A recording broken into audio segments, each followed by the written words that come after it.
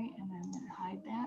Okay, so the weird thing about doing this presentation with you guys is that I'm not going to be able to see you because I'm going to put this PowerPoint up. So if you have questions, please just yell because I won't know you're raising your hand or anything. But I wanted to welcome all of you, and first of all, thank you so much for doing this for me. It really makes a difference, and I have to say that this class has been an adventure because we were doing really well and enjoying the class, and then now we've been 6 months without any work on the class. So I was really struggling a little bit on what to talk about, but then I know that we've had so many conversations around trauma-related issues, but one specific, and that just is a beep, so I'm going to check if that is her. So hold on just a minute. Let me go up here to find out the chat. If you go to the green.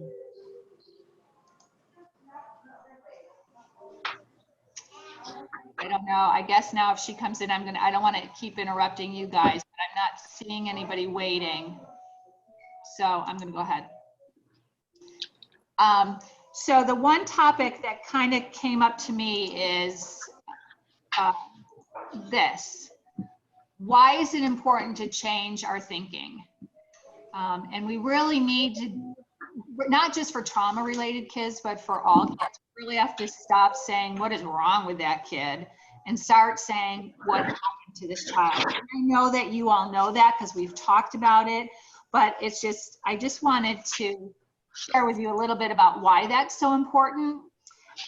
This slide is from the October 2008 Child Trauma Toolkit for Educators. So I can tell you that I would bet that these statistics are even stronger now in some of our more difficult areas of the communities. But a fact that 1 out of every 4 children attending school has been exposed to a traumatic event.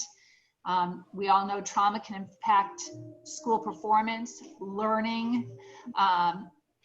Traumatized children may experience physical and emotional distress. Faith was just sharing what she's seeing in those girls right now. But the biggest part of that is that you can help a child who's been traumatized. I mean, you really can.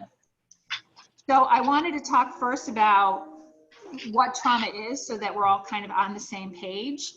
I'm not going to read every slide to you because I'll make you crazy if I do. So I'm just going to say, you know, any event that undermines a child's sense of physical or emotional safety or poses a threat to the safety of the child's parents or caregivers. And I wanted to highlight the poses a threat to the safety of the child's parents or caregivers because I just recently have been watching the show Absentia. It's pretty dark. I'm not sure I would recommend it to anybody. But there was a very interesting scene where a mother and her son were kidnapped. And the person that was holding them hostage took the son into the other room and asked him if he was a brave boy, and said that if he was willing to take on whatever that person did to him, that the person would not hurt his mother. And so he did. He said, do whatever you need to do to me. And this kid was only like 9. But a lot of times I think that that's what these kids, they don't want anything to happen to their caregiver because then life gets just even more complex. So I just find that interesting that that definition covers both, but I don't know that when we think about kids in trauma that we always are thinking of those terms. Sometimes, most often, I think we're just thinking of the child. So there's acute trauma, which you're all used to, floods, tornadoes, those kind of things. And normally people are like, okay, we had the event, we're fine, we're moving on. But acute trauma can really have long-term effects, especially when it's not addressed when it occurs. So like a child might be attacked by a dog as a 4 or 5-year-old, and then all of a sudden as an adult, they're just irrationally afraid of dogs. They can't figure out why. Well, when you search kind of back why, they had a very traumatic experience but it was a one-time event and no one really thought to talk about it. So that's really important, that we really look at even one-term events. Becky Bailey from Conscious Discipline, she was in a horrific car accident. She was thrown like partially through the front windshield, and she had to get out of the car in order to help her family. She knew that, but she had a broken neck. She had broken parts up. She was bleeding profusely. She got out, she saved her family. There's your acute trauma. You think it might be over, but years later, when she tried to go to movie theaters to watch movies, she could not do that in a, if there was a car crash. Her whole body would tighten up and she almost became like paralyzed. She couldn't move. So they had to really work with her on that and help her through that process. So acute trauma, even though it's a one-time event, can be rough. And then there's complex trauma. And, you know, its official definition is like all these long words and things like that. But the bottom line is it's an experience of being harmed or neglected at the hands of another person, usually a person that is your caregiver or someone that you've trusted. And it can be physical abuse, neglect, sexual abuse, emotional, verbal abuse, domestic violence, abandonment. It can be any of those things. So complex trauma, a lot of layers to it, a lot of long-term effects. I can't see you guys. Are y'all still with me okay? Any questions? Uh-oh. Still with you. Okay, I just want to make sure somebody's there. Good, no question. You're doing good. Okay, good, thanks. Doing great. All right, freaking out a little bit over here, so that's good. These are some things you might see in a preschool, and I'm not going to read them all. I just want to highlight a couple, like regression. Of course, you know, you're going to see baby talk, maybe some bedwetting again, some toileting accidents. You're not going to see the child maybe progressing at the same level of their peers because frankly, they're just too distracted. You might see them recreating the traumatic event. We actually just had a little girl bit by a dog in her face on her mouth area. And she was so cute. She came in and she told us the story. She had stitches and things like that. And she was wonderful. It wasn't a panicked tell or anything. It was just she was processing, which is really healthy. And she probably did that for 4 or 5 days. And then when she got her stitches out, she did it again. And so, you know, it's just now I feel like she's a little bit healthier because she was able to process that. A lot of times, of course, you know, you're going to see difficulty at nap time, avoid sleep. They want to make sure they actually create chaos almost during nap time because nap time or nighttime is too scary for them. You sometimes might see complaints of headaches and stomach aches, overreacting to minor bumps and bruises, things like that. And I can tell you we have a little girl right now who's going through some things with her parents or grandparents, and we're seeing that on a daily basis. She's having stomach aches and wants to go home, and we know that that's not her normal behavior, but that's what she's dealing with right now. We're seeing, you might see changes in behavior like appetite, angry outbursts, things like that. Under or over, oh, I'm letting Venice in. Hello, Venice. We went ahead and got started because some of the girls need to leave earlier. So I'm going to keep going and hopefully you're all set. Just if you get a chance when your microphone is on, let us know you're good to go. So you're going to see changes in behavior and then like under or overreactions to sounds, especially sirens, where a lot of times little kids love to see fire trucks or, you know, police cars, and they love the flashing lights and the sirens. For our kids who are in stress, a siren could mean they're going to be taken away again. And so it's a scary thought. Increase in distress, like whining, irritability, moodiness, and then, you know, new fears. You might, all of a sudden they might be much more clingy and not want to be in a room by themselves, like even going to the bathroom, or they're thinking more about monsters, things like that. Just some new fears that weren't there before. Now, some children, they'll be fine within a few weeks. The circumstance of which they're dealing with, they're going to be okay. They probably have a really good support system, or are able to process well. But not all kids are. And for some kids, it's going to take a really long time. And they're going to need support. And they're going to need support from mental health professionals, from teachers, caregivers like all of us, and family. And I want to kind of just touch on some of the ways that these three groups can really, really affect a child, and how they can get through their trauma. I first want to talk about mental health counseling. As you all know, we've been blessed to have a mental health counselor on our staff now. She's a contracted person, but I can think of in that first bullet where it says helping children and caregivers reestablish a safe environment, and helping parents and children return to normal routines. One of our children lost his mom about 6 weeks before he started coming here. And when he first arrived, he desperately just needed the attention of someone, notice that I'm here type of thing. But then once he started getting comfortable here, he really needed to be able to process his mom's death. And our mental health provider was really helpful in that, and gave him, in essence, permission to share how he was feeling, where I don't know that everyone at home was ready to do that yet. And then I think I've shared with you guys in the past about the little boy that we had who had to be 2 weeks here, 2 weeks in New Jersey, 2 weeks here, 2 weeks in New Jersey.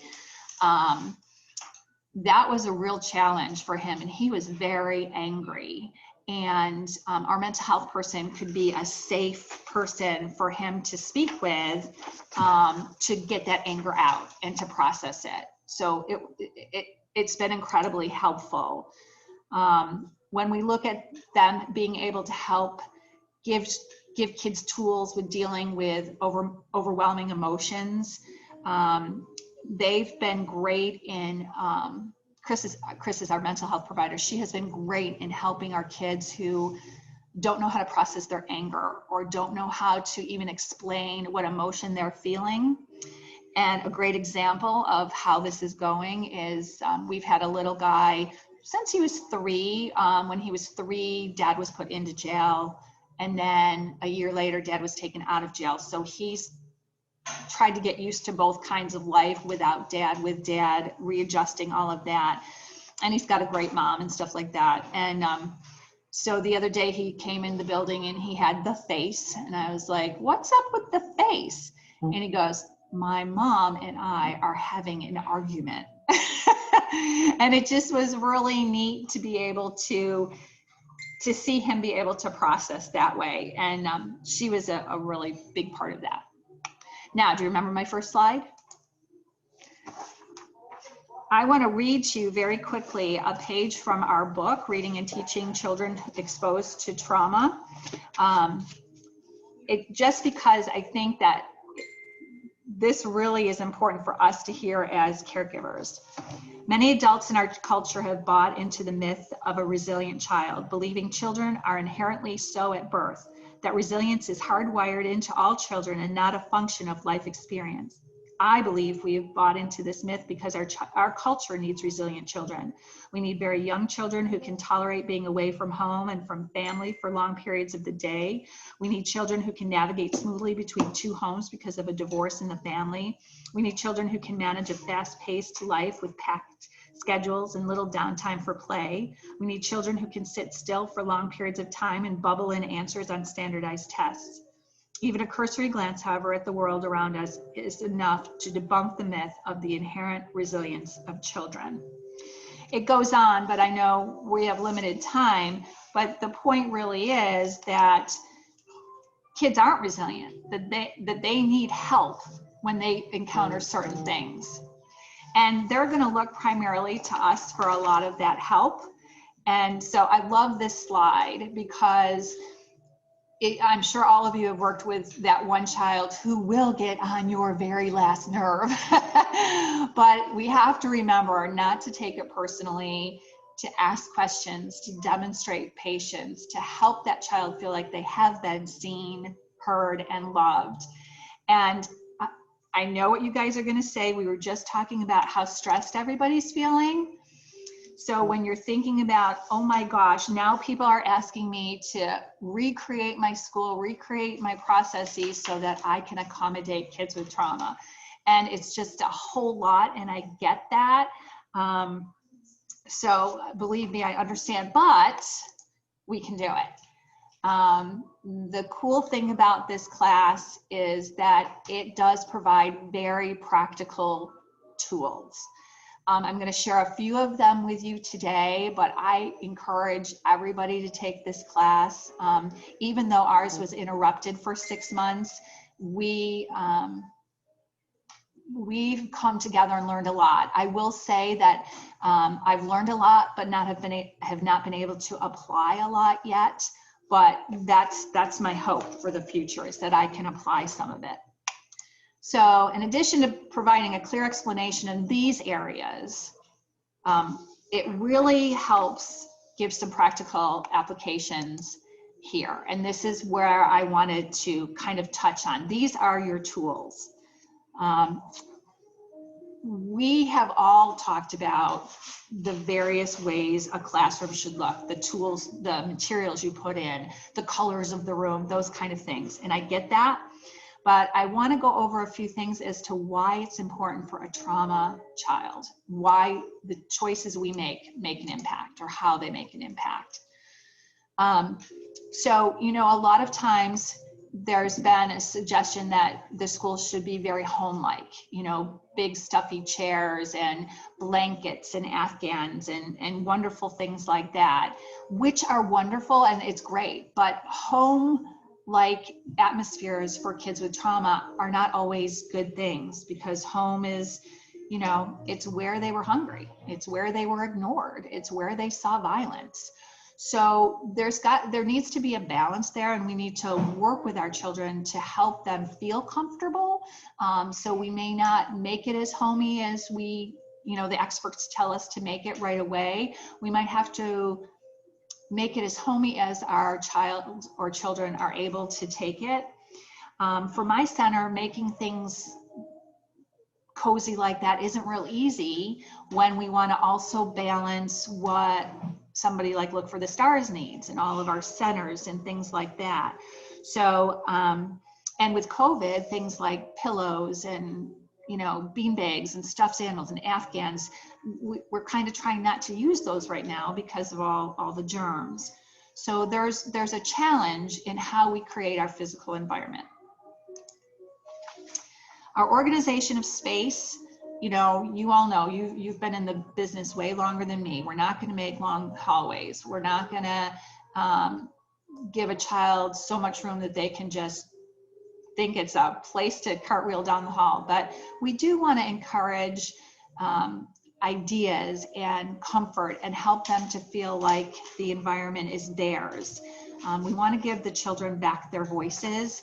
So it's balancing all of that together.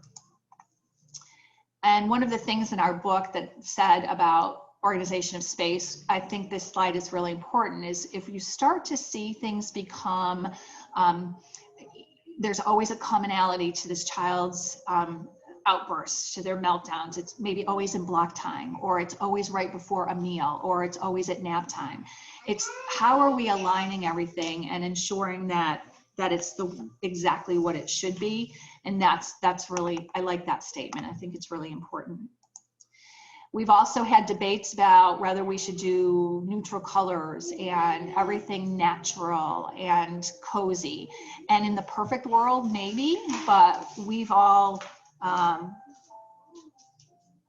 to work on what's best overall for our kids and what our budgets are like. And I understand that.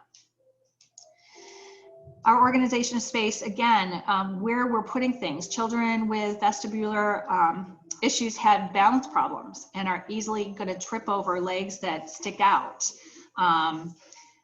those who have difficulty with motor skills might be prone to bumping into each other and to the furniture. So we want to make sure there's space, that everyone has space. But when you're rearranging a room, something to keep in mind is kids, foster children especially, are particularly jolted with change. So you might want to prepare them. Like when you come back to school on Monday, I will have rearranged the rooms. Things will look a little bit different.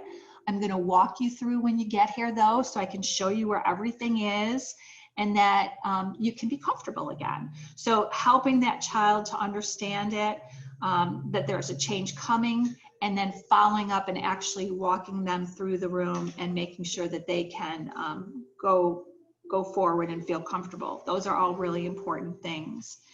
Because when we talk about space, and I mentioned making sure everyone has their own personal space, body language is something really hard for traumatized children to understand. So an accidental bump or brush with someone, it can be perceived as aggressive. So again, if you have a child that you know has been really through trauma and is really trying to deal with that, when you place them in a classroom, think about what the numbers are like. Think about what the spacing is like, and are we accommodating for them? Space for large motor play. It is recommended that children with trauma history have gross motor activities for at least 20 minutes every 2 hours. So if there's a way you can get them out and about, and even if they can't go outside, but maybe jumping on a trampoline, they have mini classroom trampolines, and I know we have found those really helpful. Is everybody doing okay? Just kind of a check-in, make sure we're good. I know I can't see you, but just kind of a, yeah, I hope you're all there and doing okay. Doing great, Patty. Right. Noise levels are another big part of it. And there's your chaotic environment and there's your intentional learning environment. So we really want to, if we as directors are hearing a lot of yelling and a lot of arguing, crying, clashing of sounds, how can we help that classroom become more of a murmur and more of where you're hearing giggles, where you're hearing excitement, things like that, because those are critical factors in how a child who's been through trauma is going to be able to get through. It is not unusual for the constant noise of a busy classroom to overwhelm a maltreated child. It's not unusual for a child who has not experienced trauma to get overwhelmed with sound. So you can imagine what some sounds can really sound like to these kids and how stressful it can be. We've talked, there's been conversations about aromatherapy and things like that, and we've tried it here, and we have not been able to get the consensus from parents in order to use it, and you have to have that from every parent, or Jill says we're in violation, so we've not actually been able to do it.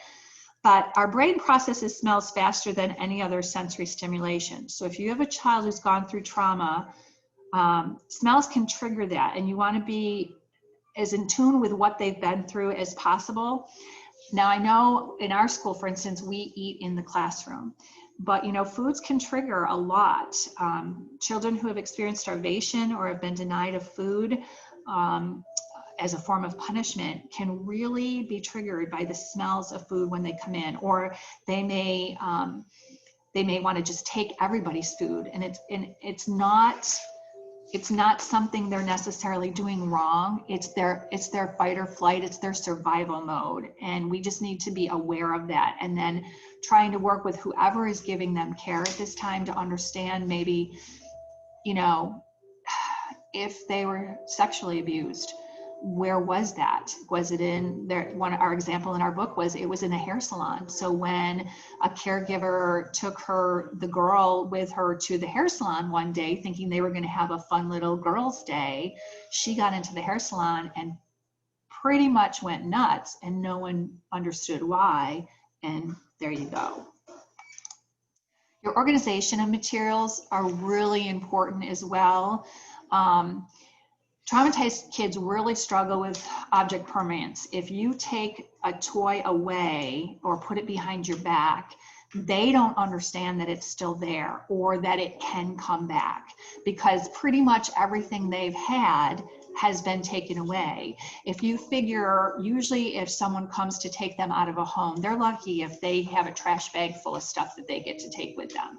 So when they're young, it's like, here it is, and then it's gone forever. So how we put materials in front of children, how we give them access to them is really important, but also teaching them how to use them, because you know, their experiences are often limited. They may only have ever been allowed in one room of the house. They may never have gone to a birthday party. They may never have made anything because they weren't allowed to play with anything. So it's those kind of things that you really want to be sensitive to, and how you're presenting materials to the kids, how you're going to give directions to the kids. But the cool thing about that is, as children are able to start playing with things, as they're able to start doing things, you're giving them back their voice. As the last section of this slide shows, you're filling their bucket back up with yeses when they've historically heard, no, you can't touch that. No, you can't do that. Oh, it's not any good. Why'd you bother? Why are you wasting my time with this stuff? No, I don't have room on my refrigerator for this. It's ugly. You know, now you've turned it around and you're filling their bucket list back up, and that's pretty awesome. This is the same concept with equipping the room to foster independence. When we can give them manageable challenges, not overwhelming challenges, they will succeed.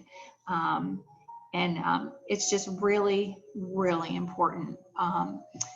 And how children anticipate what or interpret what you're giving them is also based on where they came from. So let me give you an example.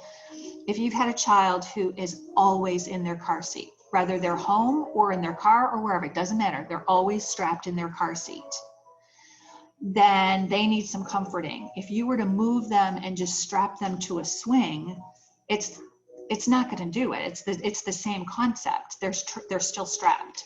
Where if you have a little person who's just struggling and they're overwhelmed, there's too much space almost around them, and they need some close contact, and you put them in a swing and they feel that motion, it could be a very, very wonderful thing. So there's that. And outdoor spaces, they heal, and we want to make sure that people have a chance to do those. And I'm going to move through this a little faster because I know we're running out of time. But if you're able to do outdoor spaces, it's funny, in my notes I have outdoor spaces are very important, but often overlooked. And here I am about to jump through it because we're running out of time.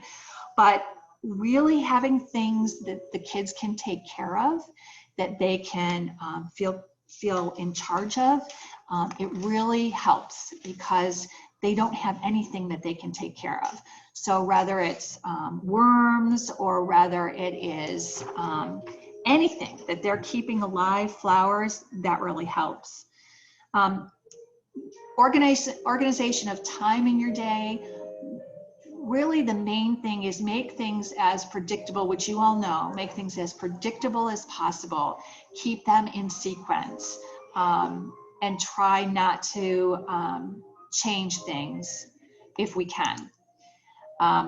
This, and if you guys want, after this presentation, I can share this PowerPoint with you, but these are all of the overall principles of organizing a child's time. And it runs from, you know, setting a leisurely pace all the way to outdoor play. And because we're running out of time, I'm not going to hit all of them, but just remember that past, present, and future, or beginning, middle, and end. It's tough for kids who have been in trauma to get that concept because they're just always in chaos. So if we can provide a stable environment, we're going to just help so very, very much. Managing routines. Again, children who have been in an environment where everything is negative or everything is in chaos or they're constantly moving, they don't have a routine. They don't understand necessarily what it is to build a routine. So we need to model routines. We need to help kids practice that, yes, when we come in, we hang up our coats. After we hang up our coat, we go over to the breakfast table. We have to help kids with that. And that's just really important. Entry into care, you guys are the critical piece of that. And I know that right now we are becoming even more so because of how kids are entering our building. And if they're already nervous, you are becoming that primary person. That teacher might be their go-to. So we want to make sure we're helping them and we're making them feel comfortable. I can tell you that right now for our arrivals in the morning, just like you guys, we're not letting parents in. So the kids have to walk down the hall by themselves. And for some of them, first day, boom, gone. They were happy. Didn't matter at all. Other kids, they looked to us and really wanted guidance down the hall, wanted to make sure that teacher was looking out the door for them. Some of them actually needed us to hold their hands and we walked down with them.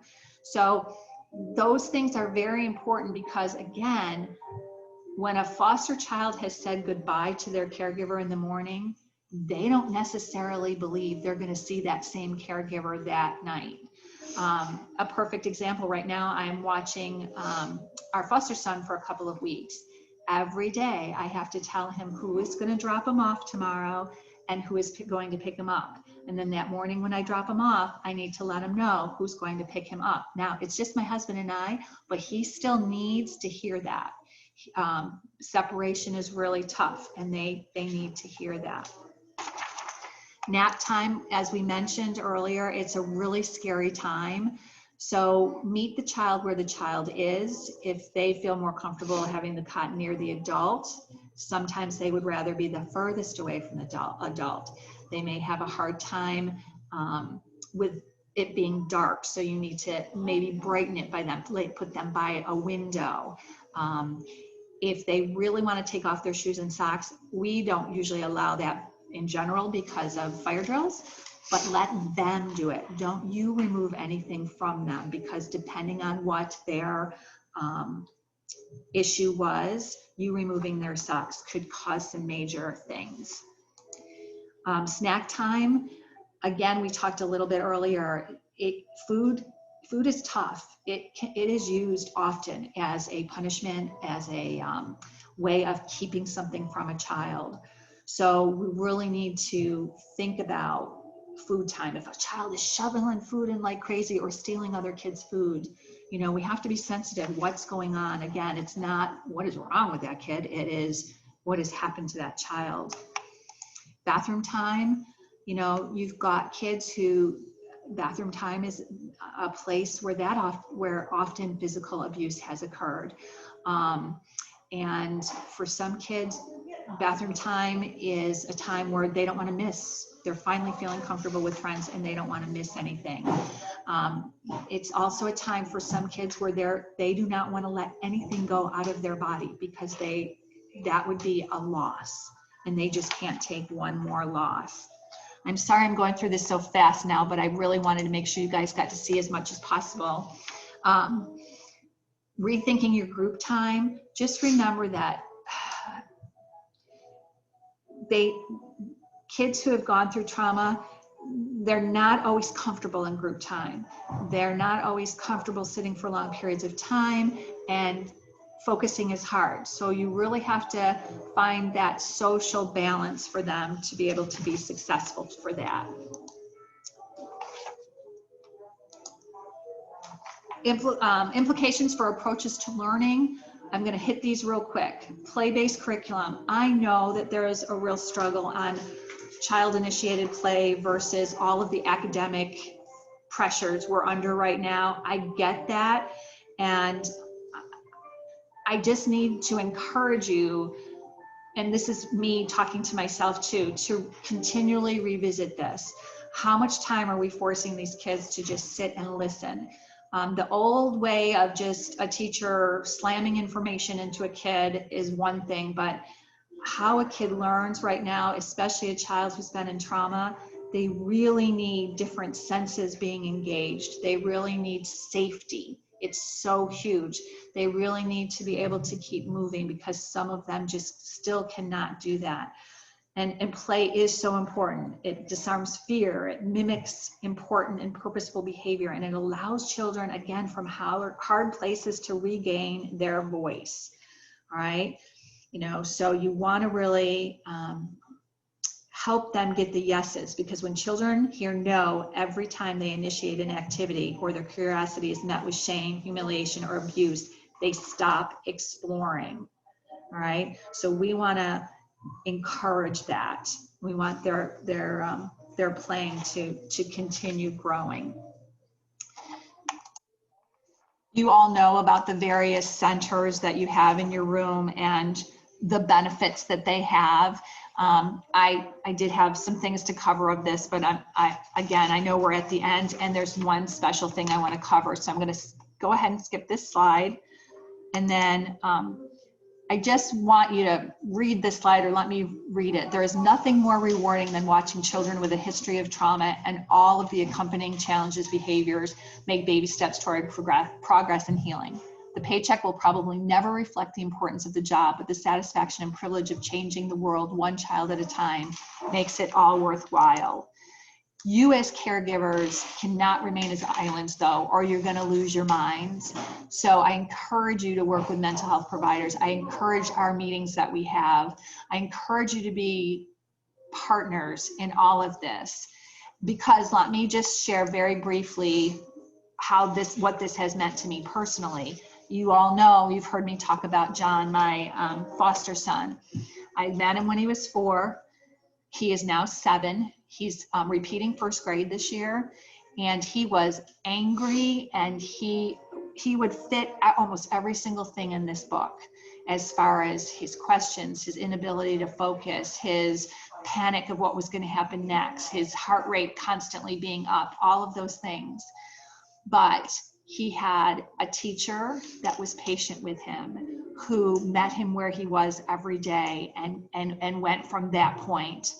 He had, I'm going to say I had, because our assistant director, Amy, when I was losing it, she knew to step in, and he trusted her. So she not only helped me when he was hitting that last nerve, but nap time was really difficult for him, and Amy's kind of like the nap time whisperer. So she would help him to get to sleep, which he so desperately needed because his abuse would happen at night. So we've got him for these 2 weeks, and he is a listener now. He's able to parallel play. Well, maybe I'm working on my presentation, he's sitting doing some coloring. He's not as panicked anymore. Like I said, I still have to explain things to him, but he doesn't go from 0 to 1,000 in his mood swings. But that is because there have been a group of people who have linked arms and said they were going to help this little boy. So I'm not sure where he would be today if our child care center hadn't kind of taken him in, and quite honestly, if my staff had not been patient with me while I was going through the process. So what I just want to share with you is, when you see that parent pulling their hair out, whose children are struggling, it may be because they're on that last nerve and they don't know where else to go. And that's the time to help share maybe a mental health provider, or just a deep breath, or a moment to let them know you've noticed that you care about them. So that is my presentation. I'm going to take it off, stop share, see if any of you are left, because I know a lot of you couldn't be. And I want to thank you so much. Thank you, you guys. I want to thank you. That was really, really good. I'm not just saying that. No, very well done. You know, you brought your personal story into it, and you know, just things like home life may not be the best environment in your classroom for those children. Like, there were so many little tidbits like that your ideas were just wonderful and helpful, and thank you for doing that. Well, thank you. And if you guys would like the PowerPoint presentation, I would be glad to share it. And this book, I think I've told you guys about the book. This is the book we use in the class. I will include it in what I send you. I have actually bought this book for every one of my classrooms. And during COVID, I had the girls, anybody who wanted to review the chapters and kind of write what they gleaned from it and how they were going to apply it into their classroom. Actually, I'm going to be revisiting that with them now that we've re-engaged and we're back in school, because this book is just really easy to read. And those tips you were just talking about, Gloria, they're in here. I mean, it was written by someone who like did it. She knows, she's been with these kids. And I know for me, it's been a big difference. As I mentioned earlier, have I implemented everything? Absolutely not. But the one thing I have implemented is the very first slide. I can't imagine the last time I said, what is wrong with that kid? And I really am trying to say, what is going on with that child? Because it changes my attitude on how I'm going to approach that child. It changes my attitude on how I'm going to help the teacher approach that child. So I'm glad you guys enjoyed it. Very much. Thank you. You did a great job, Patty. Thank you. I think we're at consensus. All of us would love if you'd share the PowerPoint. And before we let you go, I am not going to sing, but unless Amy, are we singing? It's Patty's birthday today. Hey, Happy birthday, Patty. Happy birthday. Thank you. If you can see my whole shirt, my husband got me this shirt that says, it's my birthday, and it got Pluto on it. So I had to wear it today. So. Good for you. Cute.